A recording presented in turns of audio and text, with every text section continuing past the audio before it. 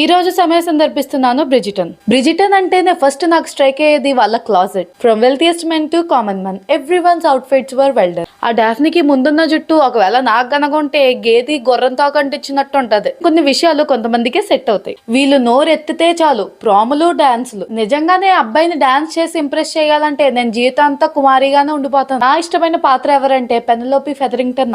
అక్క చూడడానికి ఏమో అమాయకానికి మరో పేరులో ఉంటది కానీ ఆ దేశ వేషాలు సీజన్ 3 ఎండ్ వరకు చూసేంత వరకే తెలుస్తుంది. అందరి జీవితంలో కష్టాలు బాధలు కొంచెం ఎక్కువ తక్కువ ఉంటాయి కానీ మన పెనలోపి అక్క జీవితంలో ఎప్పుడు చూసినా బాధలే కనిపిస్తాయి. ఎలోయిస్ ఇదొక పిచ్చది అర్థం కాదో తెలివిదో అర్థం కాదు. ఓకే బొంగరంలా తిరిగేస్తుంది. ఈ డైరెక్టర్ గాడు తింగర పనులన్నీ దీంతోనే చేయించాడు. Portia of Featherington has well played in the game. ఒక స్వార్థపరురాలుగా ఒక అమ్మగా కూలిపోయిన రాజ్యాన్ని మళ్ళీ ఎలా స్క్రాచ్ నుంచి కట్టాలో ఆవిడ దగ్గర నుంచే నేర్చుకోవాలి. అందరూ సైమన్ డాఫ్ని ఇప్పుడిప్పుడు ముద్దు పెట్టుకుంటారో ఎదురు చూస్తే నేను క్వీన్ డెలివరీ హెయిర్ స్టైల్స్ కోసం ఎదురు చూసేదాన్ని. ఇంకింతే నా కష్టాలు. మళ్ళీ ఎక్కువ చెప్తే మీరు ఏడుస్తారు. మళ్ళీ కలుద్దాం వేరే వీడియోలో.